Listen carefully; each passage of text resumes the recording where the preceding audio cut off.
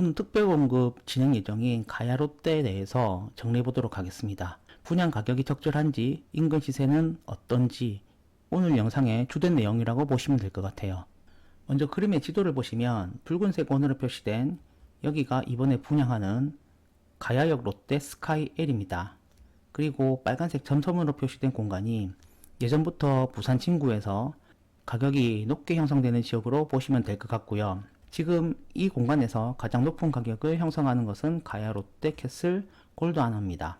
가야 롯데 골드 아너 시세 흐름을 보게 되면 이번에 분양하는 가야역 롯데 스카이엘 분양 가격이 적절한지 아닌지 정리할 수 있고요.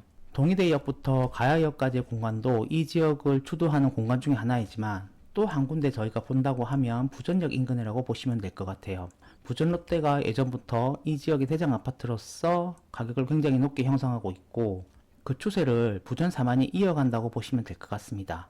이렇게 이 지역을 주도하는 몇 개의 아파트 시세 흐름도 살펴보고 또 이번에 분양하는 가야역 롯데 스카이엘 분양 가격도 정리해보면 분양 가격의 적절성을 정리하는 데 도움이 될 수 있을 것 같아요. 앞서서 가야역에서 동대역까지 공간이 부산 진구의 시장을 주도하는 공간 중에 하나라고 말씀을 드렸는데 꽤 많은 분들의 머릿속에서 사라져 있겠지만 한때 가야역 반도 보라빌과 벽산 블루밍이 이 지역을 주도하는 아파트 중에 하나였습니다. 그래서 2006년에서 7년, 8년, 9년 그 시기의 아파트 시세를 정리해보면 이 두 아파트가 부산 진구에서 가장 비싼 아파트들 중에 하나였다고 보시면 될 것 같고 지금은 그 흐름을 가야 롯데캐슬 골드 아너가 가져가고 있고요. 앞으로 롯데캐슬 스카이엘도 그 주도권을 같이 가져가지 않을까 예상할 수 있습니다.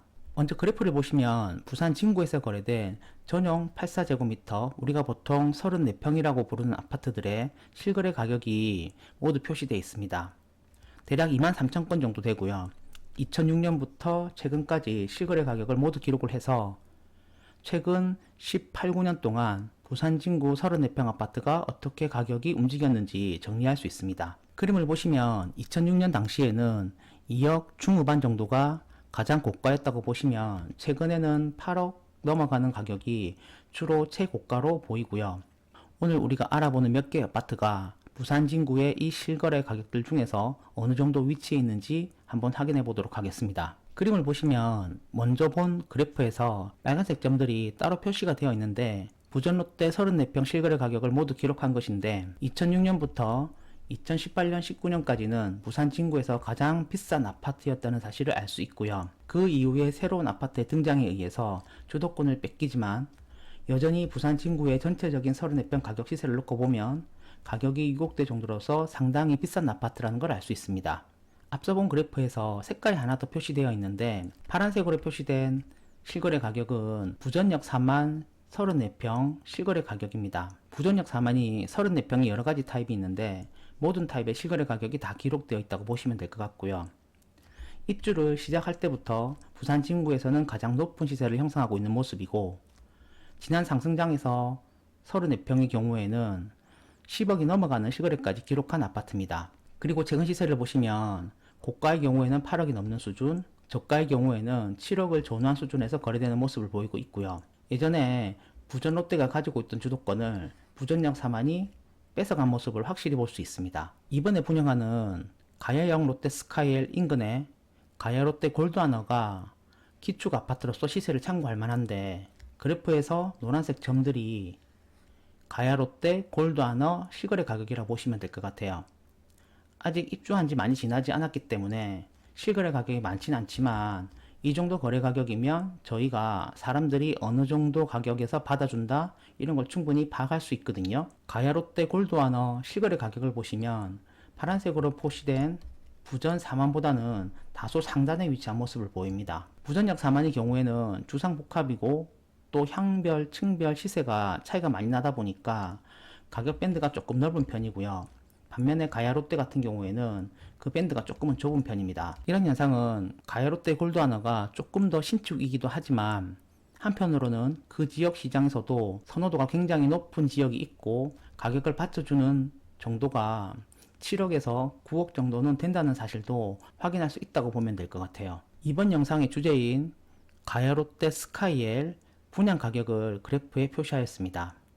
보라색으로 표시된 점 두 개가 가야역 롯데 스카이엘 분양 가격인데, 상단에 표시된 점은 최고 분양 가격, 하단에 표시된 점은 최저 분양 가격입니다.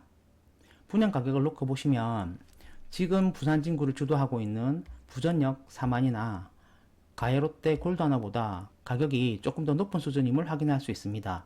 예전에 2020년 유동성에 의해서 부산도 시장이 굉장히 하락의 시기가 있었는데, 그때 부산 진구에서 가장 높은 거래 가격을 표시했던 부전역 사만의 거래를 놓고 보면 그 시세보다는 조금은 더 아래이긴 한데, 이 시기가 다소 거품이 있었던 시기임을 감안하면 지금 이 분양 가격이 이전 고점에 비해서 낮다고 해서 저렴하다고 할 수는 없고요. 인근 지역에 있는 아파트 거래 시세를 참고해서 이 분양 가격을 판단하는 게 더 좋을 것 같습니다.